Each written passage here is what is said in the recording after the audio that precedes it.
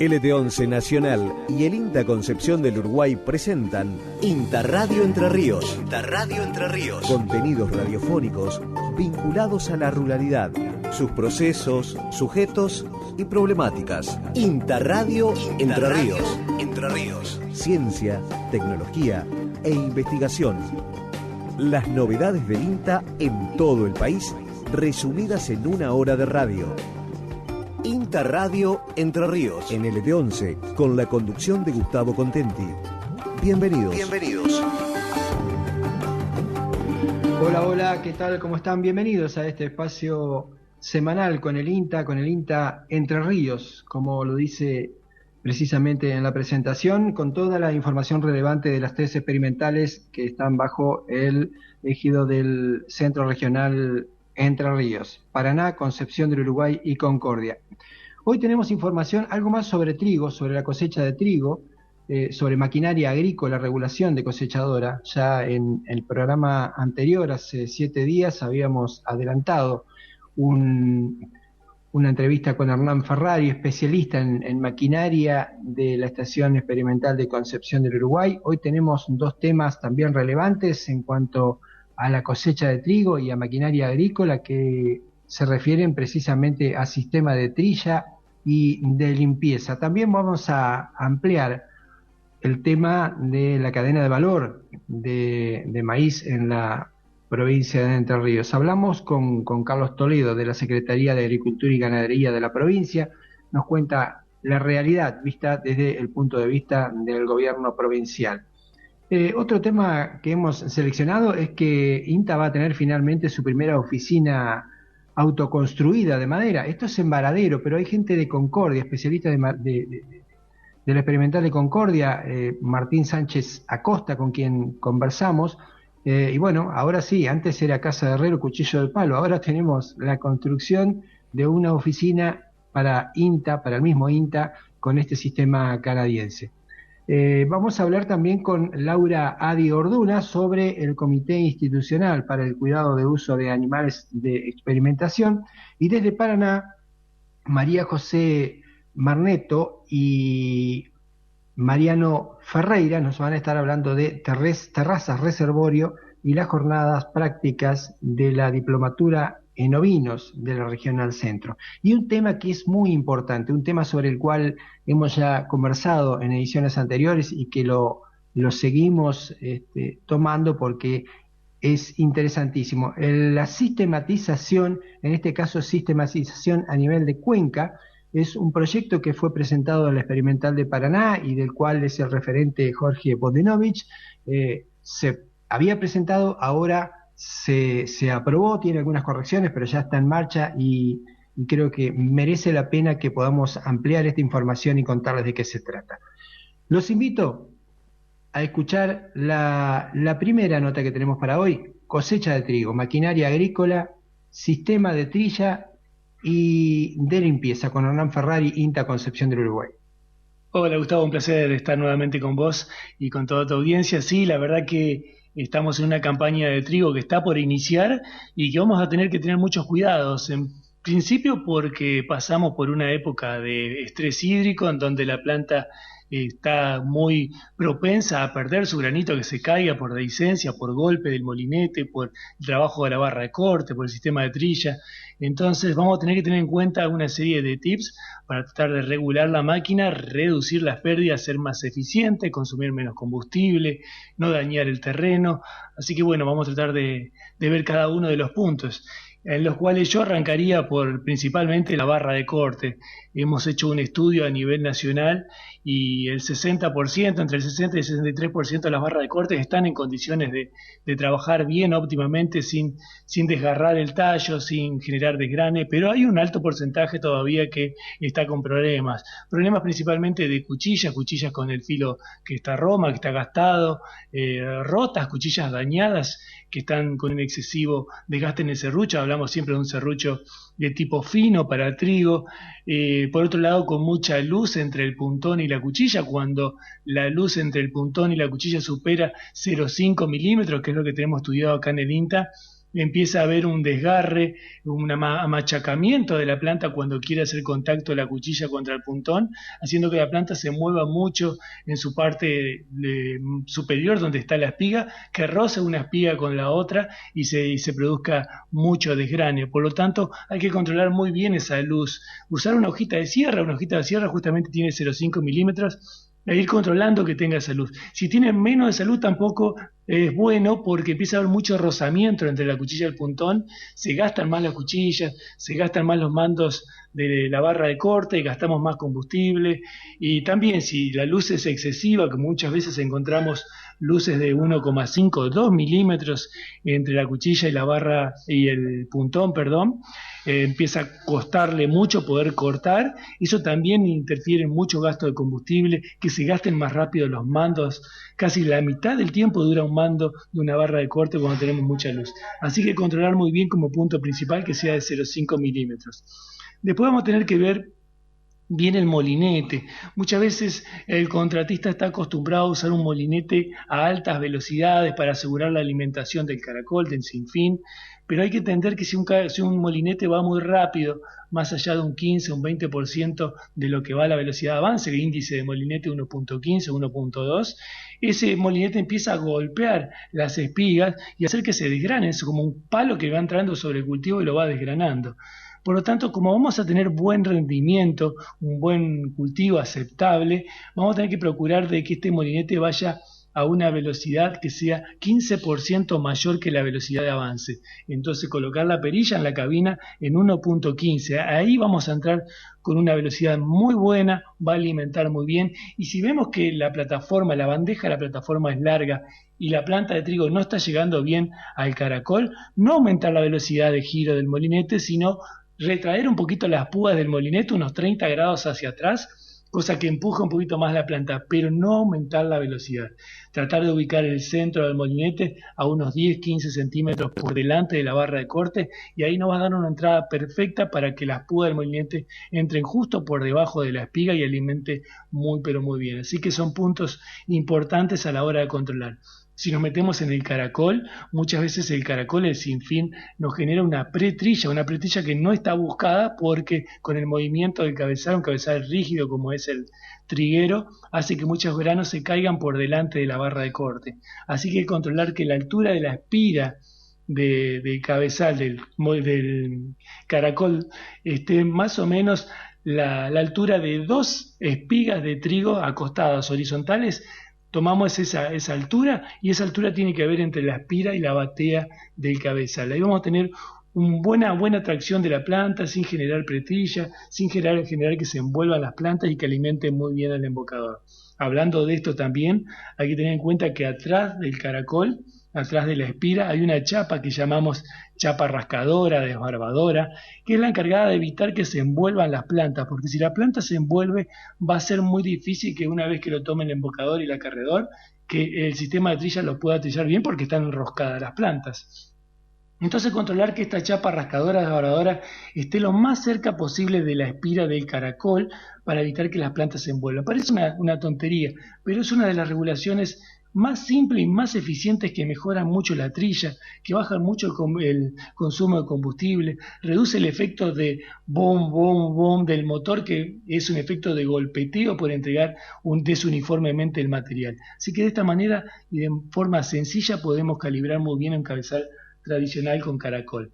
Si tenemos un cabezal draper, un cabezal de lona de última generación, sabemos que esto nos da un 15% más de capacidad en ancho de trabajo, hace que la cosechadora trabaje más uniformemente, que no haya golpeteos en el motor, que gaste menos combustible. Todo esto porque está alimentando mejor. Pero hay que tener en cuenta que para que alimente bien, tenemos que controlar muy bien la velocidad de las lonas. Muchas veces me preguntan cuál es la velocidad que tengo que poner a las lonas para que alimente bien el cabezal draper. Y no es tan en función de la velocidad, porque depende mucho de la marca del cabezal y del modelo del cabezal, porque cada uno tiene rodillos de diferentes diámetros. Entonces va a ser que la velocidad tangencial sea la misma, pero la de giro del rodillo va a ser diferente. Yo lo que tomo muy en cuenta para lograr una regulación buena, perfecta del cabezal draper, sin importarme la marca que sea, busco que cuando corte la planta, la barra de corte, y la planta caiga arriba de la lona, que tome una forma de 40 a 45 grados, que no quede derecha, que no quede a 90 grados, porque si no se amontona y se enrosca en la lona central. En cambio, cuando toma una forma 40, 45, 50 grados, cuando se acerca a la lona central, es como que la lona central lo agarra de los pelos, las espigas hacia adelante, y puede alimentar perfectamente sin que se envuelva el material, sin que se enrosque, y permite así que el acarreador lo transporte bien y que el sistema de trilla lo pueda agarrar de una manera uniforme para trillarlo perfectamente. Así que es un punto a tenerlo muy pero muy en cuenta. Justamente en el acarreador también hay que tener muchos cuidados, si no vamos a tener grandes pérdidas por pre-trilla en trigo o por mala alimentación del sistema de trilla. Hay muchas veces que el acarreador tiene las cadenas muy flojas, poco tensas, y yo me doy cuenta que empieza a formar borbotones de material, porque la cadena está tan floja que empieza a alimentar a borbotones. Afecta la trilla, afecta el consumo de combustible, desgasta el motor de la cosechadora, o muchas veces está muy tenso, están muy levantadas las cadenas por la tensión y empieza a rascar el material generando pretrilla o generando que el material se enrosque uno con otro, también generando problemas después en la trilla. Entonces lo que yo tengo que buscar de una manera simple, rápida y práctica para todas las cosechadoras es que puedo poner el acarreador de manera totalmente horizontal, que el piso del acarreador quede horizontal, y miro las cadenas cómo están adentro. Yo voy a tener que buscar que una de las planchuelas de la cadena prácticamente esté tocando el piso del acarreador, pero las dos contiguas, la anterior y la posterior, estén flotando. Si logro esa tensión, van a ver que la calidad en la trilla y en la alimentación va a ser muy diferente, va a reducir el consumo de combustible, vamos a tener menos cantidad de espigas que salgan sin trillar por la cola, material más limpio, en tolva, todo va a mejorar corrigiendo la tensión del acarreador. Si nos metemos en el sistema de trilla, hay que tener en cuenta que cuando hablamos de trilla, y esto es fundamental en trigo, trilla es separar el grano del resto de la planta, de su receptáculo, de sus glumas, de grumelas.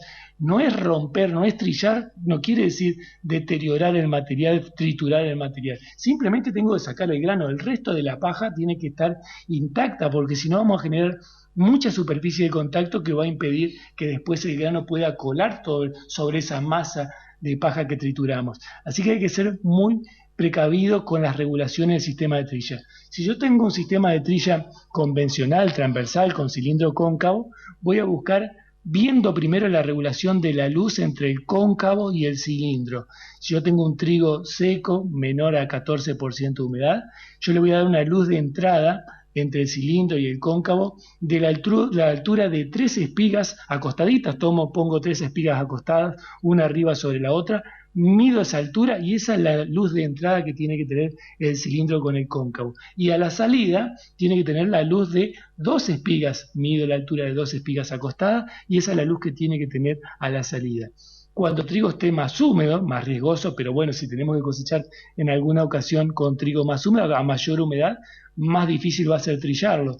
Así que a la entrada vamos a tener que poner la luz de 2 espigas acostadas y a la salida de 1 espiga acostada, o sea, ser más agresivo. Entonces con estas regulaciones ya tenemos la parte de luz, la parte física, que es la más complicada, regulada perfectamente. De ahora en más lo único que vamos a hacer es variar las revoluciones del cilindro en función de que me estén saliendo espigas sin trillar por la cola, tendré que aumentar las revoluciones del cilindro, o si me están quedando material muy sucio, porque estoy moliendo demasiado el material y encuentro tolva, mucha grasa, mucha borba, y tendré que disminuir las revoluciones. Así que de una forma práctica y sencilla podemos regular un sistema tradicional.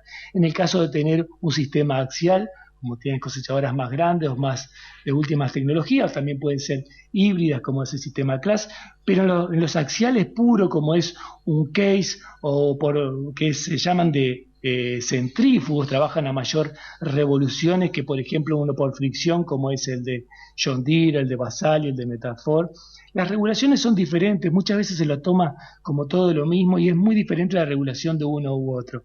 Un Case, un New Holland, que son 3 centrífugos, trabajan a más revoluciones, por ejemplo 750 revoluciones, pero con mayor luz entre la camisa y el rotor. Estamos hablando de una luz de 4 espigas acostadas entre la camisa y el rotor. En cambio, uno de fricción, como el John Deere, Basal o Metalfor, Estamos hablando de que las revoluciones son más lentas, 490 revoluciones más o menos para arrancar, pero la luz entre la camisa y el rotor tiene que ser de la altura de 3 espigas, o sea, una espiga menos que el sistema centrífugo. Por lo tanto, los dos consumen el mismo combustible, es una pelea a ver cuál consume más. Los dos consumen igual, nada más que se regulan diferente. Uno a más revoluciones, el otro a menos revoluciones, pero el otro a más luz y el otro a menos luz. Terminan generando la misma calidad de material trillado al fin y al cabo.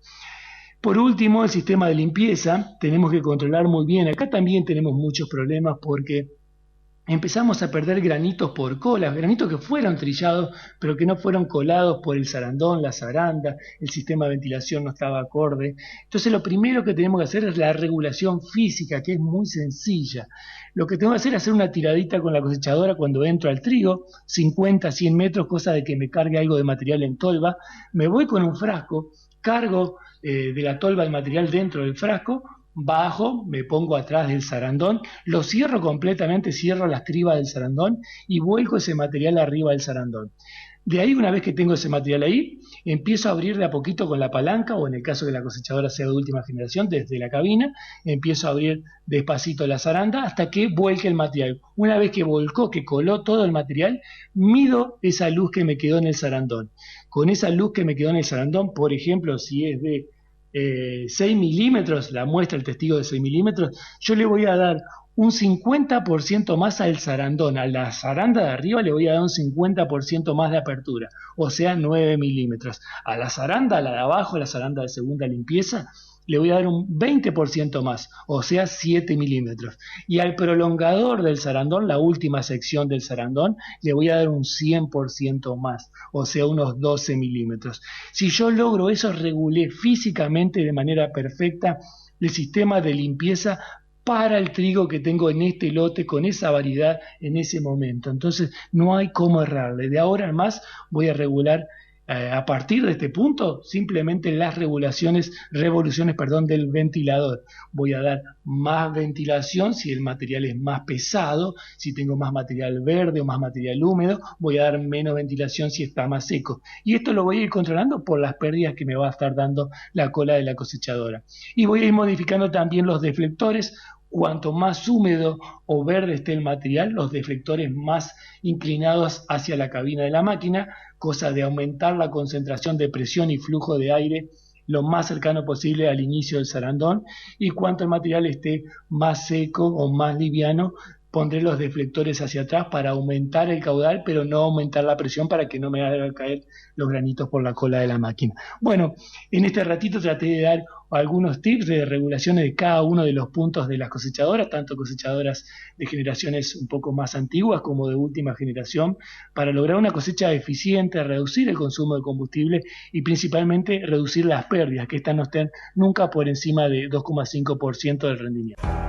Interradio Entre Ríos, en LT11. Bien, Hernán Ferrari con cosecha de trigo, maquinaria agrícola. Finalmente hicimos un repaso por toda la cosechadora, ya algo de lo que habíamos conversado la semana pasada, y ahora se agregó sistema de trilla y de limpieza.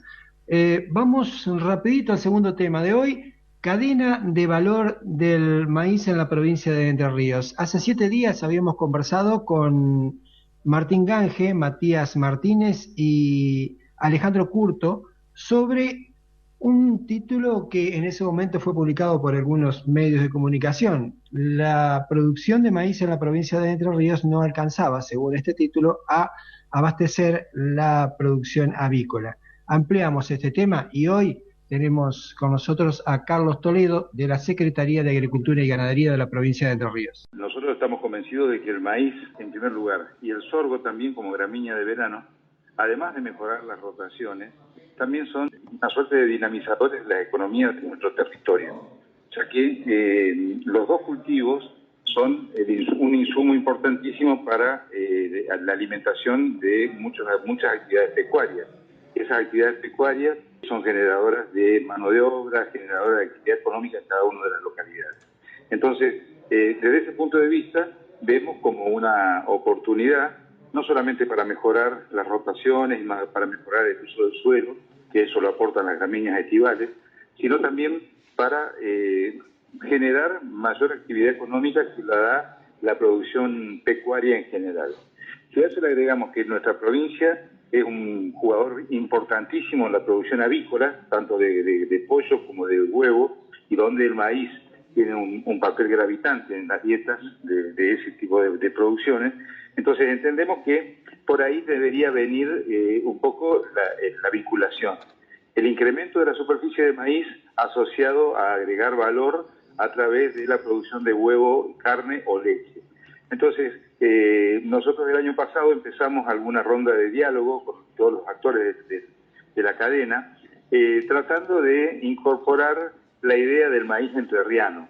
Y el maíz entrerriano no es ni más ni menos que la aspiración de superar la superficie que se está implantando en este momento, que anda alrededor de las 420.000 hectáreas, y nos pusimos como objetivo llegar a 500.000 hectáreas en el corto plazo. Esas 500.000 hectáreas, la idea es que en cierta medida vayan tomando algunas hectáreas del cultivo de soja. No porque el cultivo de soja sea malo en sí mismo, sino que muchas veces el cultivo de soja está asociado a contratos accidentales, a tenencias de la tierra que no pasan el año. Entonces entendemos que eso atenta contra el sistema productivo sustentable. No permiten al contratista a planificar actividades, hacer fertilizaciones estratégicas, conservar el suelo y hacer un adecuado manejo de ese suelo, porque lo vincula en muy poco periodo. Entonces, un poco todo está entrelazado, digamos, de tratar de mejorar la tenencia de la tierra, tratar de generar condiciones para que haya contratos virtuosos de mediana duración, y entendemos que en ese contexto el maíz puede ser una alternativa interesante. Con esa lógica nosotros empezamos a hacer contactos con los consumos, contactos con los proveedores, los productores los productores primarios, digamos, los agricultores, que son los que siembran, con los consumos, o sea, tanto los productores avícolas como los productores ganaderos, para tratar de detectar dónde están los problemas y ir viendo de qué manera se pueden gestionar esos problemas para disipar las dudas y tratar de generar condiciones para que se incrementen las hectáreas. Más allá del estudio que se ha hecho desde el INTA en este sentido y de la voluntad del gobierno de la provincia, existen algunos factores que tornan un poco difícil de manejar esta situación, ya sea por el tema económico, el tema copios, el tema transporte. Hay varios factores que inciden y que no son fáciles de manejar al corto plazo ni a mediano plazo, ¿no? Exactamente. Bueno, por ese mismo motivo es que entendemos que el abordaje tiene que ser de toda la cadena. Y es una cadena compleja, donde hay distintas particularidades y distintos intereses. Entonces, rápidamente, la exportación está muy cerca de la zona más importante de la provincia, donde se obtiene el mejor rendimiento y donde están los productores maiceros de punta. Cambiar ese destino es complejo y por ahí estratégicamente me parece que no sería la mejor decisión. Entonces, lo que necesitamos es pensar cómo hacer para desarrollar el cultivo en el resto de la provincia, que es una provincia muy vasta, con muchas características agroecológicas distintivas. En ese marco, sabemos que hay zonas de la provincia donde hay alguna faltante de capacidad de almacenamiento. Hay algunas inversiones que están evaluando la posibilidad de instalarse, pero para eso ellos necesitan tener la certeza que del otro lado los consumos van a utilizar ese maíz que va a estar acopiado y que cuando lo necesiten en contra de cosecha no van a ir a Santiago del Estero, a Catamarca, a San Luis, a otras provincias a buscar el maíz pagando fletes exorbitantes. La cuestión del transporte es otro de los aspectos que también hay que analizar. Entonces son todos situaciones que hay que considerar y que nosotros como Estado provincial estamos dispuestos a sentarnos en la mesa y a tratar de generar condiciones para, discutir y gestionar las asimetrías existentes y ver de qué manera se pueden ir acercando las distintas posiciones. Repito lo que dije al comienzo, el objetivo nuestro es mejorar las rotaciones, mejorar el suelo, y eso entendemos que el maíz y el sorgo ayudan fuertemente a mejorar el uso del suelo. El maíz genera actividad económica, genera valor agregado, ya que es la fuente de alimentos de las principales producciones pecuarias. También eso nos interesa mucho propiciar. Ahora lo que nos queda es que las distintas alternativas que vayamos generando sean un buen negocio para el productor y que el productor se sienta motivado a trabajar y a incrementar la superficie de maíz, y que también los consumos puedan ver en el productor de cercanía su proveedor del alimento más importante, que es el maíz, para transformarlo en carne o en huevo. Ese es un poco el desafío y en eso estamos tratando de trabajar. Es un trabajo de largo plazo. Vamos a tener que articular muchas cuestiones, vamos a tener que generar políticas públicas, condiciones de crédito, condiciones de financiamiento, pero bueno, estamos dispuestos a hacerlo porque creemos que el objetivo así lo amerita. Somos Radio. Somos INTA. La radio fue, es y seguirá siendo un medio de comunicación fundamental para nuestra tarea. Porque la radio potencia voces, replica conocimientos, promueve encuentros y democratiza la palabra. Seguimos sumando sonidos desde y para la ruralidad. Somos Radio. Somos INTA. Escuchás INTA Radio Entre Ríos, NLT11, Nacional Concepción del Uruguay. En Varadero, provincia de Buenos Aires, el INTA tendrá la primera oficina autoconstruida en madera en sistema canadiense y con personal de la institución. Hablamos con Martín Sánchez Acosta, ingeniero del INTA Concordia, quien está allí y nos cuenta el proceso. Acá había una OIT, Oficina de Innovación Técnica, y pasa a rango de agencia, entonces se busca un edificio. Entonces en el vivero municipal se hace una agencia de 130 metros cuadrados más 30 metros de una galería, garaje, o sea la obra son 160 metros cuadrados. Madera de eucaliptus, pero va a llevar madera de salicáceas, va a llevar álamo y si conseguimos sauce, sauce. Toda la estructura es de eucaliptus, porque el problema en álamo es conseguir las medidas y la calidad. Entonces la estructura la trajimos todo de Concordia en eucaliptus, pero todo lo que no es estructural, que es mucha madera, se puede hacer perfectamente con álamo. Y lo que se lleva de Concordia ya va con ciertas medidas, ciertos recortes sí. para el armado, ¿no? Es que es toda la parte de la estructura que tiene que tener medidas bajo normativas y calidad bajo normativas, o sea, ya está preparada para eso. Esta zona todavía no está preparada en clasificar la madera y demás, pero en Concordia sí. Hay 4 unidades de INTA trabajando, ¿no? Sí, está Arquitectura de Buenos Aires, que hicieron el diseño. Ahí está Osvaldo Espina, que es todo lo que maneja toda la infraestructura del INTA. Después ellos hicieron el diseño, junto con nosotros los ajustamos como constructores, ellos como arquitectos. Después el INTA Delta puso la mano de obra, le hicieron todas las piezas parte y ahora están levantando la casa. Acá hay un muchacho que es de Varadero, que es la OIT, que también está trabajando, y nosotros con Ciro hacemos la dirección de obra ahora. Lo interesante es que ninguno de los que está ahora tuvo experiencia en construir con madera. ¿Cuál es el tiempo el plazo de la obra? Mirá, yo te lo mido en días. En concreto llevamos 8 días de trabajo y la casa está techada, ya estamos sellando todo y ya se van a empezar con los acabados hacia afuera y después los de adentro. Pero es una obra de 4 semanas. Con estilo canadiense, ¿no? Que es el tipo de construcción. No es que sea el estilo canadiense, o sea, el sistema es el Canadá. Ahora, el estilo se lo dieron las arquitectas de Buenos Aires. No sé si viste las fotos, pero son techos en distintas pendientes, más de nuestro estilo, de los chalets nuestros, que de los chalets canadienses. Esto va a servir como promoción también para las construcciones que ustedes están promocionando ya desde hace mucho tiempo aquí en Concordia, ¿no? Sí, por un lado dimos un curso de capacitación, inclusive gente que estuvo ahí ya se está queriendo largar a construir y a hacer cosas acá, ampliaciones en madera. como arranque, ¿viste? Sin hacer la casa, pero sí ampliaciones. Pero lo que para nosotros es más interesante es que el INTA diga, voy a empezar a construir así, y hasta con personal propio. Nosotros medio teniendo un capataz de los nuestros, ¿viste? Los idóneos, tranquilamente muchas cosas las pueden hacer solos. La idea es que el INTA empiece a hacer sus construcciones sustentables, ya que decimos que hay que construir en madera, hagámoslo, ¿no?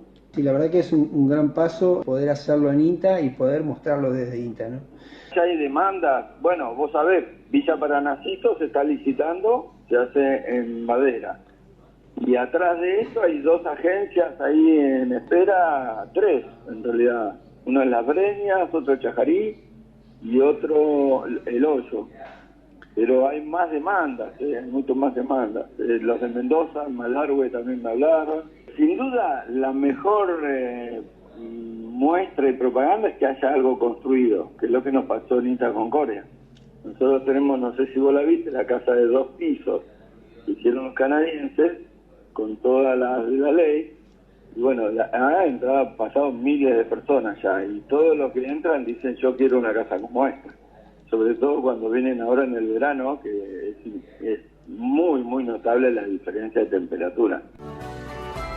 Los viernes de 14 a 15 y los sábados desde las 7 de la mañana, INTA Radio Entre Ríos. En LT11, Nacional.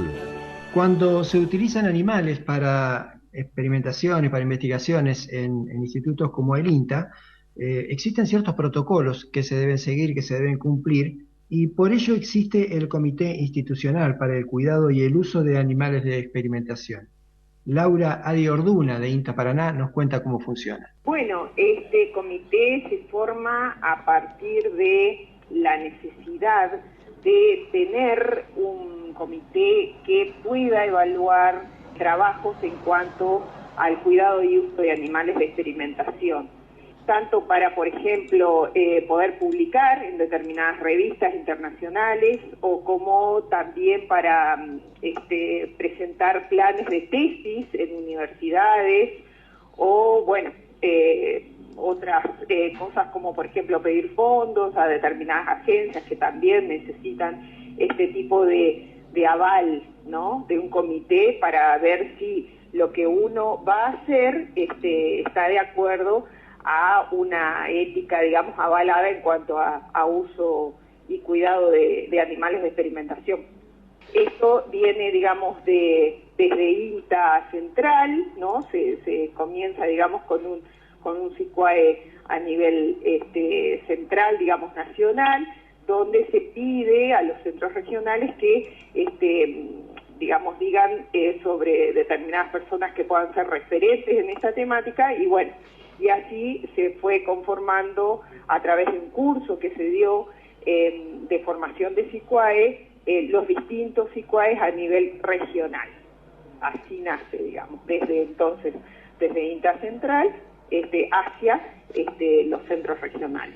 Cuando hablamos sobre los cuidados y usos de animales de experimentación, precisamente, ¿qué se tiene en cuenta para informar con más detalle a quienes nos están escuchando, ¿no?, sobre estos temas? Principalmente se trata de cumplir con lo que se denominan las 3 R's. Las 3 R's son principios que se tratan sobre la primera R y se puede reemplazar, es decir, en vez de usar un animal, usar una alternativa. Si no se puede reducir el número de animales a usar, o bien también refinar las técnicas para disminuir el sufrimiento o dolor que se pueda causar. Esas, digamos, se basa en esos 3 principios éticos, digamos, el cuidado y uso de animales, además de las buenas prácticas de laboratorio y de experimentación, digamos, en animales. Esto sin duda ha modificado en ciertas formas las prácticas que se venían realizando en investigación, ¿no? Utilización de algunos métodos que fueron cambiando, teniendo en cuenta en este caso estas medidas. En realidad estos principios datan de la década de los 60. Lo que pasa es que sí se empezaron como a rever, digamos, a ver de la necesidad de usarse, sí, en los 90 nuevamente, y a partir de ahí sí se fueron como teniendo en cuenta para todo lo que es la experimentación y los procedimientos en general con animales, pero data de varios años. ¿Cómo está integrado este comité del CICUAE? Sí, este comité entonces, como te comentaba, es a nivel regional, es decir, abarca las unidades de Paraná, Concepción del Uruguay y Concordia, y tiene equitativamente miembros, 3 de cada uno y 1 del centro regional también, y estamos organizados con cargos como es presidente, vicepresidente, secretaria y vocales. Dentro de los vocales hay una especialista en estadística y la secretaria a su vez forma parte de la figura del ego, que se llama, que es la persona miembro de la comunidad que aporta, digamos, el sentido común y que no está formada, digamos, en el tema o que no realiza investigación con animales. Así que esa es la estructura, digamos, de nuestro comité. Y el funcionamiento, cada vez que hay un proyecto nuevo que incluye animales en investigación, seguramente debe ser chequeado, revisado por el comité. Sí, nosotros tenemos 2 tipos de instancias de evaluación, digamos. Tenemos, por un lado, un formulario que un investigador responsable presenta para que nosotros evaluemos, un formulario para investigaciones nuevas, digamos, ¿no? Para un protocolo nuevo. Y luego tenemos también otro formulario que para que el investigador llene y podamos evaluarlo sobre procedimientos operativos estándares. El segundo caso es para, por ejemplo, los casos que no son investigación per se, sino que, por ejemplo, son para cría, sitios demostrativos, digamos, actividades que no tienen en sí una pregunta de investigación puntual y una experimentación concreta, sino que es procedimientos que se realizan más rutinariamente. Interradio Entre Ríos, en LT11. Nos vamos hacia el oeste. Allí el señor César Reato, comunicador de la Experimental de Paraná, nos propone estos temas. Espacio de noticias, novedades y temas de actualidad del INTA Paraná para toda la región. Ovinos. El módulo demostrativo ovino del INTA será sede de las jornadas prácticas en la Diplomatura en Ovinos de la región Centro, carrera dependiente de la Universidad Nacional de Lomas de Zamora, donde participan estudiantes de toda la provincia de Entre Ríos, que se capacitan en diferentes temas de manejo. Sobre esta jornada nos ilustra el médico veterinario Mariano Ferreira. Se van a llevar a cabo las jornadas prácticas de la Diplomatura en Ovinos de la región Centro, que son organizadas por la Universidad Nacional de Lomas de Zamora. De la jornada van a participar los alumnos inscriptos de la provincia de Entre Ríos, tomando como única sede el módulo ovino del INTA de Paraná. Son estudiantes que son productores de, en general, toda la provincia de Entre Ríos. La jornada práctica que se realiza a campo va a ser sobre manejo general de los animales, desparasitaciones, revisaciones de machos, de hembras previas al servicio, tipos de servicio, la utilización de la ecografía como herramienta fundamental, el problema de los parásitos, manejo general que se realiza en un módulo de producción de carne y otras alternativas que presenta el módulo ovino de la Experimental Paraná. También se va a presentar la evaluación de la composición botánica y la evolución del pastizal natural a cargo de la ingeniera Lucrecia Lezana, que lleva esos datos al día. La jornada se realizará el jueves 2 de diciembre de 9 horas a 17 horas y medio y abarcando recorridas a campo y trabajando con animales a corral. Ambiente y sustentabilidad. El lunes 29 de noviembre, productores del Grupo Cambio Rural denominado Aldea Santa María, junto a su asesor, el médico veterinario Fabricio Rauch, visitarán INTA Paraná para recorrer la terraza reservorio. La importancia de esta visita radica en que el diseño y la adaptación de la misma surgió de los diferentes talleres de intercambio realizados en Aldea Santa María, donde participaron productores, técnicos del INTA y de otras entidades. María José Marneto, coordinadora de la Plataforma de Innovación Territorial Oeste de Entre Ríos, nos brinda más información. En la Aldea Santa María venimos trabajando en diferentes proyectos relacionados básicamente con la temática de conservación del suelo y de servicios ecosistémicos. Desde hace más de 5 años se ha conformado un grupo de cambio rural denominado Productores de Aldea Santa María. Este lunes, 29 de noviembre, a las 10 horas, los productores del grupo, junto a su promotor asesor, el médico veterinario Fabricio Rauch, van a estar visitando la Estación Experimental de Paraná para recorrer la terraza reservorio, la cual fue restaurada en el año 2015. Es importante esta visita porque el diseño y la adaptación de la misma surgió de los diferentes talleres de intercambio realizados en la aldea en el marco del proyecto GEF. De estos talleres participaron los productores y los técnicos de la provincia, la Facultad de Ciencias Agropecuarias y del INTA. En la actualidad estamos comenzando una vinculación con el proyecto Arbolar, que lo preside la fundación de la cooperativa La Agrícola Regional de Crespo, con la finalidad de impulsar un vivero de plantas nativas con los productores de la aldea y potenciar su implantación en los diferentes establecimientos. Están participando de este proceso de vinculación la Plataforma de Innovación Territorial Oeste Entrerriano, el proyecto Arbolar, el proyecto de intensificación sostenible de agroecosistemas y el proyecto local Desarrollo de Estrategias y Consensos para Espacios Periurbanos Productivos.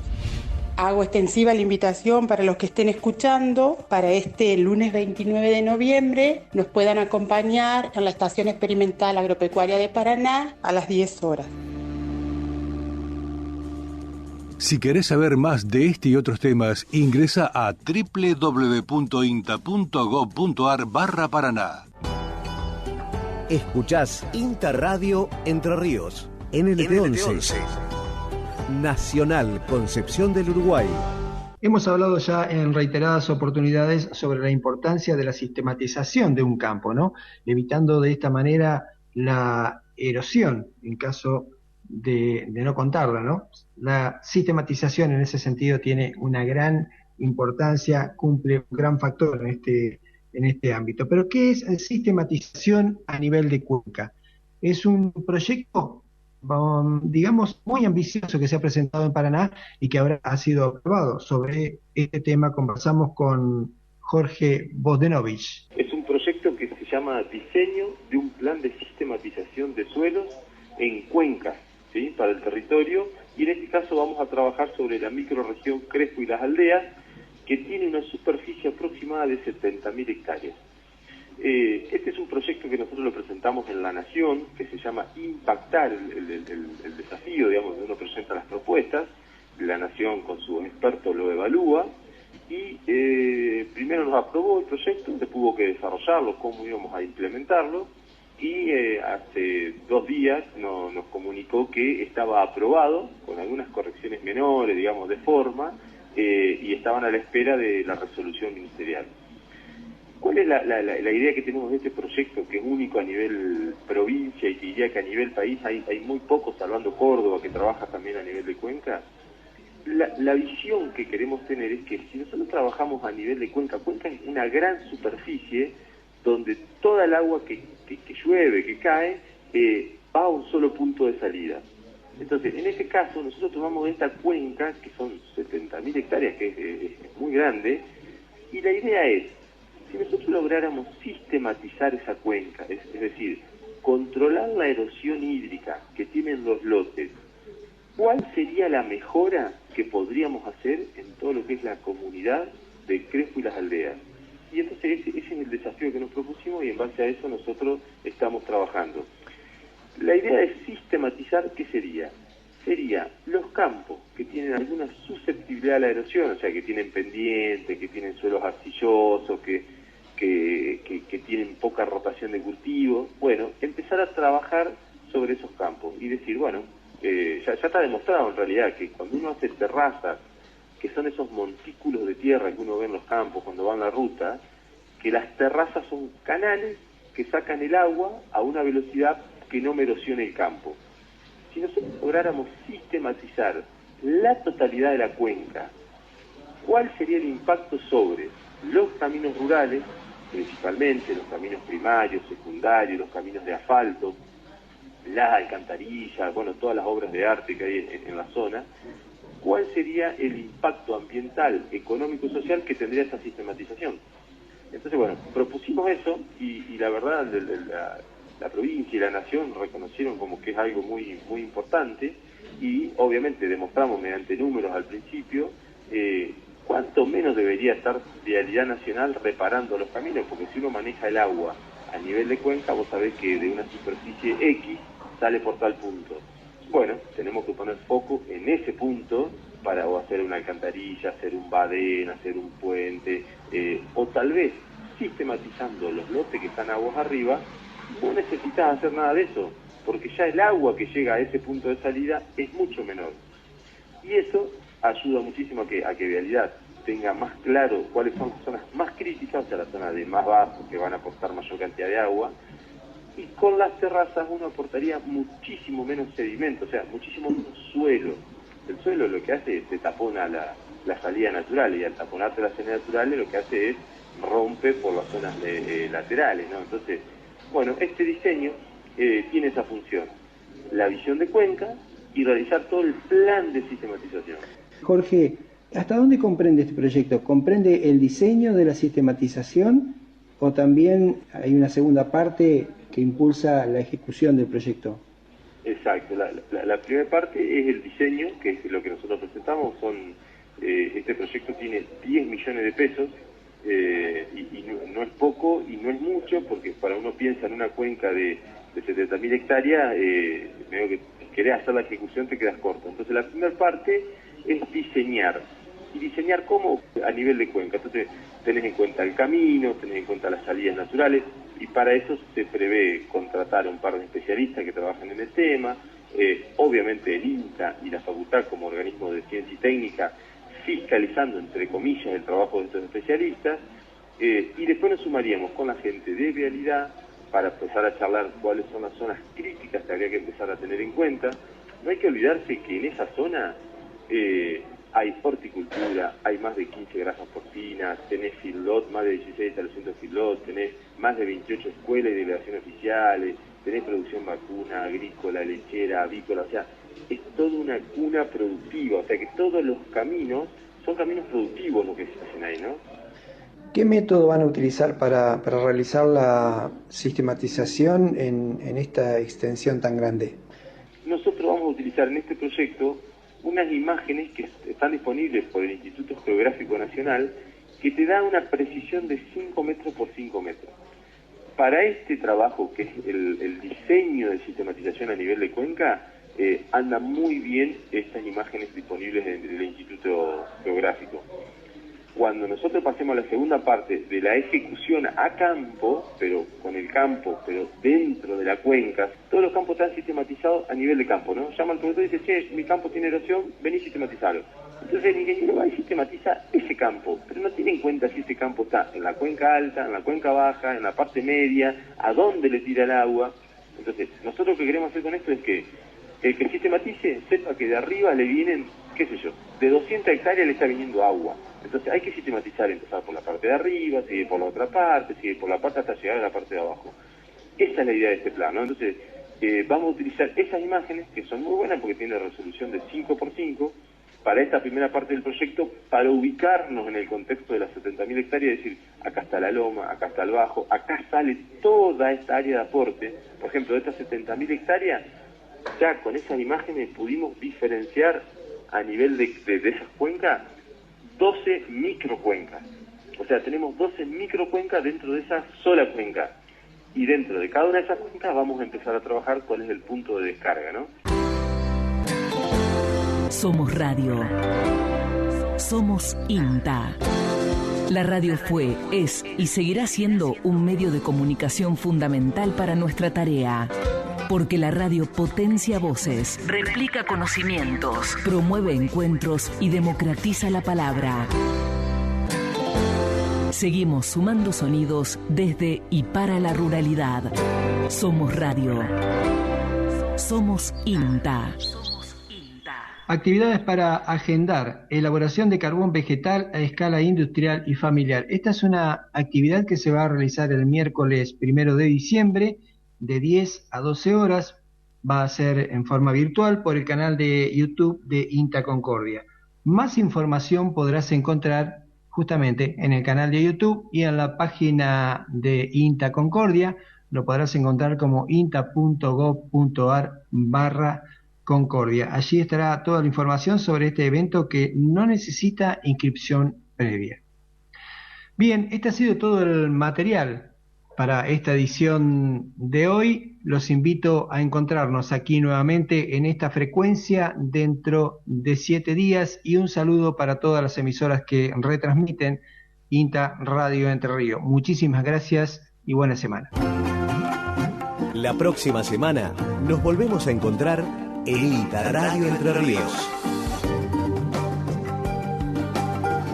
El programa del INTA en el aire nacional. DLT11, AM 1560.